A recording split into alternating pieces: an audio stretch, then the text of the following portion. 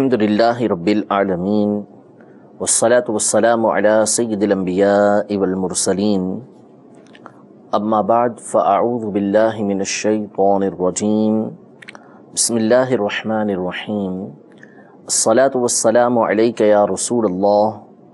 وعلی آلک واصحابک یا حبیب اللہ الصلاة والسلام علیک یا نبی اللہ وعلی آلک واصحابک یا نور اللہ۔ مدنی چینل کے ناظرین، الحمدللہ عز و جل سلسلہ سیرت امام احمد رضا خان رحمۃ اللہ تعالی علیہ میں ایک مرتبہ پھر حاضر ہیں۔ اس سلسلے میں امام اہل سنت مجدد دین و ملت الشاہ امام احمد رضا خان رحمۃ اللہ تعالی علیہ کی سیرت کے ہم مختلف گوشوں مختلف پہلوؤں پر سننے کی سعادت حاصل کر رہے ہیں۔ ہم نے امام اہل سنت کے خاندان کے حوالے سے، آپ کے اساتذہ کے حوالے سے، آپ کی جو ذوق مطالعہ ہے، شوق جو تعلیم کا تھا، اس حوالے سے کچھ باتیں سننے کی اپنے پچھلے سلسلوں میں سعادت حاصل کی تھی۔ آج کے دن بالخصوص امام اہل سنت کی کچھ مبارک عادتیں، کچھ مبارک معمولات آپ کے، کہ آپ کا عام طور پر دن گزارنے کا طریقہ کار کیا ہوا کرتا تھا، اور آپ کس طریقے سے مختلف مقامات پر جایا کرتے تھے، مسجد کے اندر داخل ہونے کا انداز کیا ہوا کرتا تھا، بیٹھتے اور سویا کس طرح کرتے تھے، اس کے حوالے سے کچھ باتیں سننے کی سعادت حاصل کریں گے۔ یوں سمجھ لیں کہ آج ہم معمولات امام اہل سنت کے بارے میں کچھ باتیں سننے کی سعادت حاصل کریں گے۔ امام اہل سنت کی ذات گرامی وہ ہے کہ یقیناً جس طرح ان کا قول حجت ہے کہ آپ بات وہی ارشاد فرماتے ہیں کہ جو قرآن و حدیث کے عین مطابق ہو، جو بزرگان دین رحمہم اللہ اجمعین کی عین کلام کے مطابق ہو، ان کی سیرت کے عین مطابق ہو، اسی طرح امام اہل سنت کی ذات گرامی یہ عمل کی بھی ایسی جامع ہے کہ آپ کا ہر عمل شریعت مطہرہ کے عین مطابق ہوا کرتا تھا۔ نبی کریم صلی اللہ تعالیٰ علیہ وآلہ وسلم کی سنتوں پر عمل، نبی کریم صلی اللہ تعالیٰ علیہ وآلہ وسلم کا اپنا ادب و احترام، آپ سے تعلق رکھنے والی ہر چیز کا ادب و احترام، حضور علیہ الصلوۃ کے فرامین پر عمل کرنا، جن چیزوں سے نبی کریم صلی اللہ علیہ وآلہ وسلم نے منع فرمایا اس سے بچنا، یہ امام اہل سنت رضی اللہ تعالیٰ عنہ کا ایک بنیادی طریقہ کار تھا۔ آپ رحمۃ اللہ تعالیٰ علیہ خود ارشاد فرماتے ہیں، اپنا ایک طریقہ کار، اپنی ایک عادت آپ فرماتے ہیں کہ جب آپ حج پر سے واپسی آ رہے تھے پہلی مرتبہ اپنی والدہ کے ساتھ، والد صاحب کے ساتھ، تو راستے میں اچانک طوفان آ گیا اور سب لوگوں نے دعائیں پڑھنا شروع کر دیں، کلمہ پڑھنا شروع کر دیا کہ بس اب بچنا نہیں ہے۔ امام اہل سنت رضی اللہ تعالیٰ عنہ نے قسم کھا لی کہ اللہ کی قسم ہمارا یہ جہاز ڈوبے گا نہیں۔ والدہ نے جب جہاز ساکن ہو گیا، طوفان ٹھہر گیا سمندر کا، تو پوچھا کہ بیٹا اتنی بڑی آپ نے بات کہہ دی اور قسم اٹھا لی؟ تو فرمایا کہ میں نبی کریم صلی اللہ تعالیٰ علیہ وآلہ وسلم کے فرمان کے مطابق سواری کی وہ دعا پڑھ چکا تھا کہ جس کے مطابق جو بندہ پڑھ لے تو اس کے بعد اس کو سواری میں نقصان نہیں پہنچتا۔ مجھے نبی کریم صلی اللہ تعالیٰ علیہ وسلم کی بات پر پورا اعتماد تھا، جو توکل تھا مجھے رسول اللہ صلی اللہ تعالیٰ علیہ وسلم کے بتائے جانے کی وجہ سے اللہ تبارک و تعالیٰ پر، اس بنیاد پر آپ نے یہ قسم اٹھا لی تھی۔ پھر آپ یہ بھی ارشاد فرماتے ہیں اسی ضمن میں کہ بہت سارے وظائف ہیں، بہت سارے اوراد و وظائف کتابوں کے اندر مذکور ہیں، خود امام اہل سنت نے بھی بہت سارے اوراد و وظائف بیان کیے ہیں، لیکن خود فرماتے ہیں کہ میں حتی الامکان احادیث طیبہ کے اندر موجود ہی دعائیں پڑھتا ہوں، ان کے اندر جو ورد موجود ہوتے ہیں ان کو پڑھتا ہوں، اگرچہ کہ دوسری چیزوں کی اجازت بھی ہے اور اس کی اجازت مرحمت بھی فرمائی امام اہل سنت نے، لیکن عام طور پہ آپ کا جو طریقہ کار تھا وہ حدیث مبارکہ کے مطابق اوراد و وظائف کو پڑھنا تھا۔ اسی طرح احادیث طیبہ پر عمل، یہ امام اہل سنت کا ایک بنیادی وصف تھا۔ جب آپ دوسری مرتبہ مکہ مکرمہ تشریف لے کر گئے تو وہاں ایک مرتبہ سخت بارش ہو گئی۔ امام اہل سنت رضی اللہ تعالیٰ عنہ اس وقت تازہ تندرست ہوئے تھے، یعنی صحت یاب ہوئے تھے، بیماری ختم ہوئی تھی، بخار دور ہوا تھا۔ اب بارش ہوئی، اسی حالت میں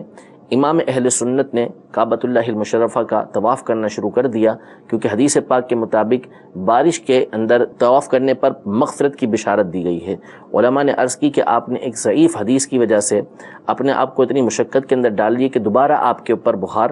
طاری ہو گیا تو آپ نے ان سے ارشاد فرمایا کہ یقیناً حدیث تو سند کے اعتبار سے ضعیف ہے، لیکن مولا کریم عز و جل کے اوپر میرا توکل کامل ہے کہ اللہ تبارک و تعالی یہ بشارت مجھے عطا فرمائے گا۔ تو یوں نبی کریم صلی اللہ تعالیٰ علیہ وآلہ وسلم کی سیرت، نبی کریم صلی اللہ تعالیٰ علیہ وآلہ وسلم کے فرامین اعلیٰ حضرت امام اہل سنت کے لیے حرز جان تھے، اور آپ اس کے اوپر پورا عمل کیا کرتے تھے۔ اسی طرح امام اہل سنت رضی اللہ تعالیٰ عنہ کی اکثر عادتیں وہ تھیں کہ جس کے مطابق آپ دین متین کی بہت زیادہ خدمت کر سکیں۔ آپ کی زندگی کا اکثر حصہ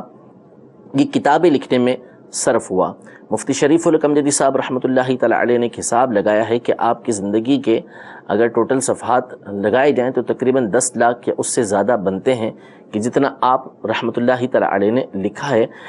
اس کے اوپر انشاءاللہ تفصیلی گفتگو آگے آئے گی کسی سلسلے کے اندر، ہم جب گفتگو کریں گے لکھنے کے اوپر۔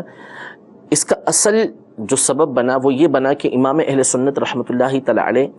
اکثر اوقات اپنے گھر کے اندر تشریف رہا کرتے تھے۔ آپ کا باہر جانا نماز با جماعت کے لیے ہوا کرتا تھا، بہت ہی کم اپنے گھر سے نکلا کرتے تھے، اور اکثر گھر کے اندر ہی بیٹھ کر آپ کتابیں تحریر فرمایا کرتے تھے، جس کا نتیجہ ہمارے سامنے ہے کہ 1000 سے زیادہ کتابیں امام اہل سنت نے تحریر فرمائی ہیں۔ حضرت علامہ مولانا ظفر الدین بہاری رحمۃ اللہ تعالیٰ علیہ آپ کا معمول لکھتے ہیں کہ آپ کا ہمیشہ معمول تھا کہ تصنیف و تالیف یعنی لکھنے میں کتب بینی اور اوراد و اشغال کے خیال سے گھر میں تشریف رکھتے، صرف 5 نمازوں کے وقت مسجد میں تشریف لاتے اور ہمیشہ با جماعت نماز ادا فرماتے، اکثر گھر سے وضو کر کے تشریف لاتے، کبھی ایسا بھی ہوتا کہ مسجد میں آ کر وضو فرماتے۔ دین کا اکثر حصہ امام اہل سنت کا گھر کے اندر ہی گزرتا، لیکن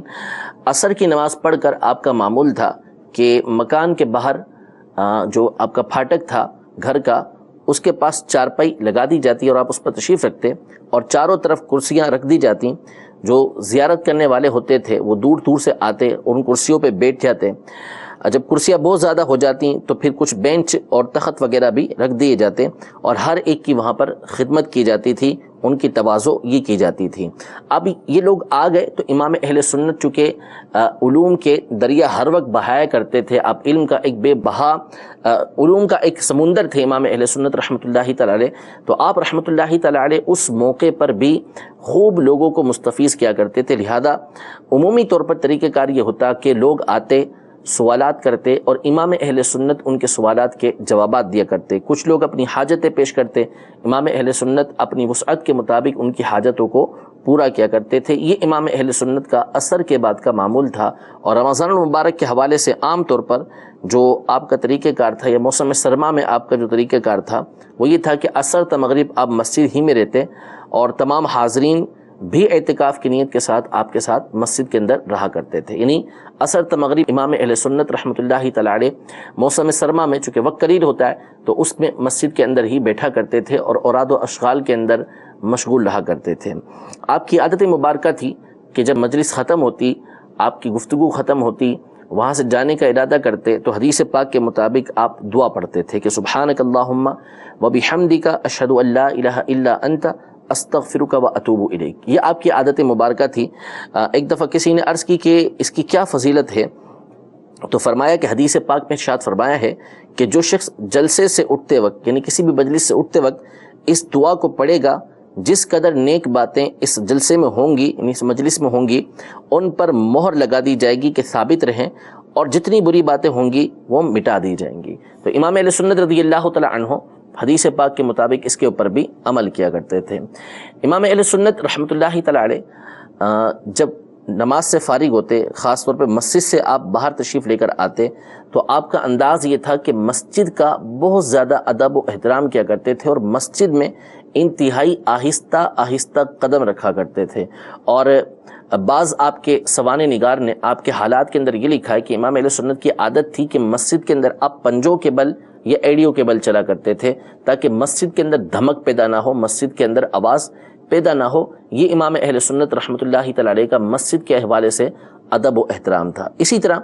امام اہل سنت رحمۃ اللہ تعالی علیہ جب بیٹھتے تو عمومی طور پر آپ 4 زانوں بیٹھا کرتے تھے۔ امام اہل سنت رحمۃ اللہ تعالی علیہ کی جو عادت تھی بیچنے کے حوالے سے، بالخصوص میلاد شریف کے اندر جب آپ بیٹھتے تو آپ کی حیات کے اندر یہ لکھا ہوا ہے کہ از اول تا آخر، ابتدا سے انتہا تک امام اہل سنت میلاد شریف کے اندر، یعنی جب نبی کریم صلی اللہ تعالیٰ علیہ وآلہ وسلم کے فضائل و کمالات بیان ہو رہے ہوں، آپ کی احادیث طیبہ بیان ہو رہی ہوں، تو اس وقت امام اہل سنت ادب کے ساتھ دو زانوں بیٹھتے تھے، اور بعض اوقات 4-4 5-5 گھنٹے اسی طریقے سے امام اہل سنت بیٹھے رہا کرتے تھے کہ نبی کریم صلی اللہ تعالیٰ علیہ وسلم کی احادیث کا ادب و احترام ہو۔ نبی کریم صلی اللہ تعالیٰ علیہ وآلہ وسلم کی عادت مبارکہ تھی، بخاری شریف کے اندر ہے کہ حضور علیہ الصلوۃ والسلام ہر معاملے کے اندر، یعنی ہر ذی شان کام کے اندر سیدھی جانب کو پسند کیا کرتے تھے۔ تو امام اہل سنت رحمۃ اللہ تعالیٰ علیہ نبی کریم صلی اللہ تعالیٰ علیہ وآلہ وسلم کی اس سنت کے اوپر بھی عمل کیا کرتے تھے، لہذا آپ کا ہر کام جو بھی ذیشان یعنی شان والا ہوتا ہے، اچھا کام ہوتا ہے، نیک کام ہوتا ہے، وہ ہمیشہ آپ سیدھی جانب سے شروع فرمایا کرتے تھے۔ چنانچہ امام کے پیج جب باندھتے تو وہ سیدھی جانب لے جا کر امام اہل سنت باندھا کرتے تھے۔ اسی طرح امام اہل سنت رحمۃ اللہ تعالی علیہ جب کوئی چیز لیتے دیتے تو اس میں بھی سیدھے ہاتھ کا اہتمام کرتے کہ الٹے ہاتھ سے کسی کو کوئی چیز دینا کہ یہ شیطان کا طریقہ کار ہے۔ بلکہ آپ کی سیرت کے اندر یہ لکھا ہے کہ اگر کبھی لینے والا یا دینے والا اپنا الٹا ہاتھ آگے بڑھاتا تو آپ رحمۃ اللہ تعالی علیہ اپنا ہاتھ مبارک روک لیتے اور فرماتے کہ سیدھے ہاتھ میں لیجئے کہ الٹے ہاتھ میں شیطان لیتا ہے، یعنی شیطان کا طریقہ کار ہے کہ وہ الٹے ہاتھ سے لیتا ہے، ہمیں چاہیے کہ ہم سیدھے ہاتھ سے چیزوں کو لیا کریں اور سیدھے ہاتھ سے ہی دیا کریں۔ امام اہل سنت جب کارڈ وغیرہ کے اوپر کوئی فتویٰ لکھتے یا کوئی بات آپ کو لکھنا ہوتی اور کارڈ کے اوپر لکھنا ہوتی، کیونکہ اس زمانے کے اندر کاغذ وغیرہ اور اس طرح کی چیزیں اتنی زیادہ عام نہیں تھی جیسے ہمارے زمانے کے اندر ہیں، تو بہت دفعہ صرف کارڈ آتا تھا، تو اس میں امام اہل سنت کا یہ طریقہ کار ہوتا تھا کہ آپ اس میں بسم اللہ الرحمن الرحیم نہیں لکھتے تھے، کوئی مبارک نام کوئی آیت اس کے اندر تحریر نہیں کرتے تھے کہ بعض اوقات یہ کارڈ پھینک دیے جاتے تھے، تو اس میں آپ بسم اللہ الرحمن الرحیم کی جگہ عام طور پر 786 لکھا کرتے تھے، 786۔ اب ہم جب 786 لکھتے ہیں تو پہلے الٹی طرف سے لکھنا شروع کرتے ہیں کہ 7 پھر 8 پھر 6، یہ ہمارا طریقہ کار ہوتا ہے، لیکن امام اہل سنت رحمۃ اللہ تعالی علیہ اس میں بھی سیدھی جانب کا اہتمام فرمایا کرتے تھے کہ پہلے 6 لکھتے، 6، پھر اس کے بعد آپ 8 لکھتے، پھر اس کے بعد آپ 7 لکھا کرتے تھے تاکہ لکھنے کی ابتدا جو ہے وہ سیدھی جانب سے ہو۔ یہ آپ رحمۃ اللہ تعالی علیہ کا ایک عجب انداز تھا کہ جو سیدھی جانب سے کوئی بھی ذیشان کام شروع کرنے کے لیے اہتمام کے اوپر دلالت کرتا ہے۔ اسی طرح امام اہل سنت رحمۃ اللہ تعالی علیہ کا یہ معمول تھا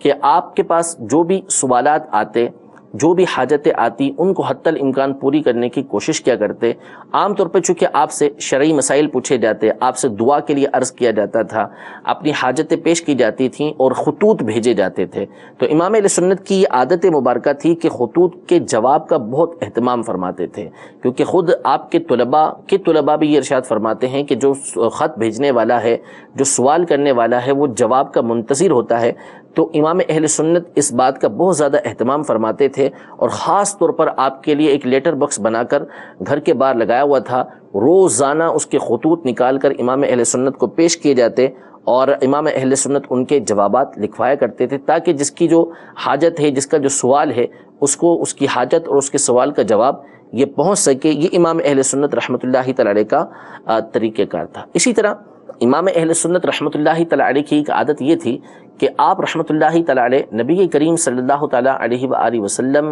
کے حوالے سے بڑے ہی آپ حساس تھے، اور حضور علیہ الصلوۃ والسلام کے لیے جو چیز خاص ہو جائے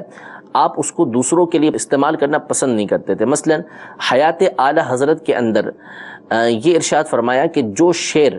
حضور علیہ الصلوۃ والسلام کے لیے مشہور ہو کہ یہ نبی کریم صلی اللہ تعالی علیہ وسلم کے لیے ہے، تو اعلیٰ حضرت امام اہل سنت اس بات کو ناپسند کرتے تھے کہ اب یہ کسی اور ہستی کے لیے استعمال کیا جائے۔ جب حضور علیہ الصلوۃ والسلام کے لیے شعر معروف ہے تو پھر آپ علیہ الصلوۃ والسلام کے لیے ہی وہ شعر استعمال کیا جائے۔ اسی طرح آپ کی عادت مبارکہ میں یہ بھی لکھا ہے کہ کسی بھی شخص کو، کوئی کتنا ہی بڑا امیر و کبیر ہو، آپ رحمۃ اللہ تعالی علیہ سرکار نہ کہتے، یعنی جیسے ہم کہتے ہیں نا سرکار یہ آپ نے کیا سرکار آپ نے یہ جو ہے کام میرا نہیں کیا، ہم ایک دوسرے کو سرکار بول دیتے ہیں، یا حکومت کو بعضوں کا سرکار بول دیا جاتا ہے، بولنے میں حرج نہیں ہے کہ ایسا بولا جا سکتا ہے، لیکن امام اہل سنت رحمۃ اللہ تعالی علیہ کی جو مدنی سوچ تھی، آپ رحمۃ اللہ تعالی علیہ کبھی کسی دوسرے کو، یعنی کسی بھی دنیا دار شخص کو آپ سرکار نہیں کہتے تھے۔ اگر کوئی سرکار کہتا تو آپ بڑے رنجیدہ ہوتے اور فرماتے کہ کسی کو سرکار نہ کہیے، سرکار تو صرف سرکار مدینہ صلی اللہ تعالیٰ علیہ وسلم کی ذات گرامی ہے۔ یہ آپ رحمۃ اللہ تعالیٰ علیہ کا ایک انداز تھا۔ اسی طرح امام اہل سنت رحمۃ اللہ تعالیٰ علیہ کے حالات کے اندر اور آپ کی عادتوں کے اندر یہ لکھا ہے کہ آپ رحمۃ اللہ تعالیٰ علیہ انتہائی قلیل الغذا تھے، یعنی آپ کا کھانا یہ بہت کم تھا، کہ آپ کی عمومی طور پر جو عادت تھی وہ لکھنے کی تھی، آپ لکھا کرتے تھے، تصنیف کیا کرتے تھے، تو اس میں غذا کا استعمال اور سونے کا جو معاملہ تھا وہ امام اہل سنت کا انتہائی کم تھا۔ آپ کے حالات کے اندر لکھا ہے کہ آپ دن رات میں یعنی 24 گھنٹے کے اندر صرف 1.5 سے 2 گھنٹے آرام فرمایا کرتے تھے، اس سے زیادہ امام اہل سنت نہیں سویا کرتے تھے۔ اور جب آپ سونے لگتے تو آپ کا مبارک انداز یہ تھا کہ پاؤں سمیٹ کے سویا کرتے تھے، دونوں ہاتھ ملا کے سیدھے گال کے نیچے آپ اپنے دونوں ہاتھ رکھ لیا کرتے تھے اور پاؤں سمیٹ کے رکھتے تھے، پاؤں پھیلاتے نہیں تھے۔ خادم عرض کرتے کہ سارا دن آپ نے کام کیا ہے، آپ پاؤں پھیلائیں تاکہ ہم اس کو دبا دیں، تو امام اہل سنت فرمایا کرتے تھے کہ پاؤں تو قبر کے اندر ہی اب لمبے ہوں گے، یعنی قبر کے اندر ہی پاؤں پھیلائے جائیں گے۔ آپ کا انداز یہ تھا کہ آپ سمیٹ کر سویا کرتے تھے۔ بعض آپ کے حالات لکھنے والوں نے یہ بیان کیا، بالخصوص شہزادہ اعلیٰ حضرت مولانا حامد رضا خان رحمۃ اللہ تعالی کے حوالے سے یہ لکھا کہ آپ کے سونے کا انداز ایسا تھا کہ اگر کوئی دیکھتا تو اسے لفظ محمد لکھا ہوا نظر آتا تھا۔ اس خوبصورت انداز میں امام اہل سنت سویا کرتے تھے۔ اسی طرح آپ کا کھانا یہ بھی انتہائی کم تھا، بہت کم امام اہل سنت کھایا کرتے تھے۔ آپ کے حالات کے اندر یہ تحریر کیا گیا ہے، عمومی طور پر چکی کے پسے ہوئے آٹے کی روٹی اور بکری کا قورمہ تھا، اور آخر عمر میں ان کی غذا اور بھی کم ہو گئی تھی، صرف 1 پیالہ شوربہ بکری کے گوشت کا بغیر مرچ کے اور 1.5 بسکٹ سوجی کا اب تناول فرماتے، اس سے زیادہ آپ کچھ بھی نہیں کھایا کرتے تھے۔ آپ کے حالات کے اندر لکھا ہے کہ آپ نے ایک مرتبہ 26 دن تک بغیر کچھ کھائے پیے وقت گزارا، یعنی آپ نے کچھ کھایا پیا نہیں، 26 دن گزر گئے۔ یقیناً یہ آپ کی کرامت ہے، اس دوران آپ کام کے اندر بھی مشغول رہے اور اللہ تبارک و تعالیٰ نے آپ کو توانائی عطا فرمائی۔ یہ اللہ تبارک و تعالیٰ کی نعمتیں ہیں۔ یہ سب بہت سارے بزرگوں کے ساتھ معاملات پیش آئے ہیں، ان کی سیرتوں کے اندر یہ باتیں لکھی ہوئی ہیں۔ تو امام اہل سنت رحمۃ اللہ تعالیٰ علیہ کے ساتھ بھی بطور کرامت یہ معاملہ پیش آیا۔ ایک مرتبہ آپ کی اہلیہ نے دیکھا کہ آپ کام کاج کے اندر مصروف ہیں، تو وہ کھانا لے کر آئی تھیں دارالفتہ کے اندر، تو انہوں نے شوربہ رکھا اور ساتھ میں روٹیاں کاغذ میں لپیٹ کے رکھ دیں کہ امام علیہ سنت فارغ ہوں تو کھا لیں گے جب تک روٹیاں ٹھنڈی نہ ہو جائیں۔ تو کچھ دیر کے بعد وہ آئیں تو آ کے دیکھا کہ شوربہ تو خالی پڑا ہوا لیکن روٹیاں ویسے ہی رکھی ہوئی۔ تو انہوں نے عرض کی کہ آپ نے روٹی نہیں کھائی؟ فرمایا روٹی کی طرف میری توجہ ہی نہیں گئی، میں سمجھا صرف آپ شوربہ رکھ گئی ہیں اور روٹیاں بنی نہیں ہیں، تو اس لیے میں نے صرف اسی کے اوپر اکتفا کر لیا، یعنی اس میں سے جو بوٹیاں تھیں وہ کھا لیں اور شوربہ میں نے پی لیا۔ یہ امام اہل سنت رحمۃ اللہ تعالی کی سادگی تھی کہ اتنی سادگی کے ساتھ اہل سنت کا یہ امام اپنی زندگی کو گزارا کرتا تھا۔ امام اہل سنت رحمۃ اللہ تعالی علیہ کا ایک انداز جو مسجد کے حوالے سے آپ کی سیرت کے اندر ذکر کیا گیا ہے وہ یہ ہے کہ آپ رحمۃ اللہ تعالی علیہ جب مسجد کے اندر داخل ہوتے تو ہمیشہ پہلے سیدھا قدم داخل فرماتے، جبکہ باہر آتے ہوئے پہلا الٹا قدم رکھتے۔ اسی طرح مسجد کے اندر داخل ہو کر ادب یہ ہے کہ ہر قدم یہ پہلی صف میں جو پڑھ رہا ہے وہ سیدھا قدم پڑھے، یعنی آگے کی طرف بڑھیں تو طریقہ کار یہ ہو کہ آپ کا سیدھا قدم پہلے اگلی صف کے اندر رہنا چاہیے۔ اعلیٰ حضرت امام اہل سنت کے سوانح نگار حضرت ایوب علی صاحب رحمۃ اللہ تعالی بیان فرماتے ہیں کہ ایک روز فریضہ فجر ادا کرنے کے لیے خلاف معمول کسی قدر اعلیٰ حضرت رحمۃ اللہ تعالی کو دیر ہو گئی، یعنی فجر کی نماز ادا کرنے کے لیے امام اہل سنت مسجد کے اندر تشریف لائے اور آپ ہی نماز پڑھایا کرتے تھے، تو آپ رحمۃ اللہ تعالی کو کچھ دیر ہو گئی، نمازی بار بار انتظار کر رہے تھے، امام اہل سنت جلدی جلدی تشریف لائے۔ فرماتے ہیں کہ اس وقت میرے بھائی قناعت علی نے اپنا یہ خیال مجھ سے کہا کہ اس تنگ وقت میں دیکھنا یہ ہے کہ اعلیٰ حضرت دایاں قدم مسجد میں پہلے رکھتے ہیں یا بایاں، یعنی ان کے بھائی ان سے یہ کہہ رہے ہیں کہ اب ہم دیکھتے ہیں، ویسے تو امام اہل سنت کی عادت ہے کہ جب بھی مسجد میں داخل ہوتے ہیں تو سیدھا قدم رکھتے ہیں، لیکن اب وقت بہت تنگ ہے اور بہت جلدی ہے امام اہل سنت کو پہنچنے میں، تو اب دیکھتے ہیں کہ امام اہل سنت کیا کرتے ہیں۔ تو فرماتے ہیں کہ میں مگر قربان اس ذات کریم کے کہ دروازہ مسجد کے زینے پر جس وقت قدم مبارک پہنچتا تو سیدھا، توسیع فرش مسجد پر قدم پہنچتا تو سیدھا، قدیمی فرش مسجد پر قدم پہنچا تو سیدھا،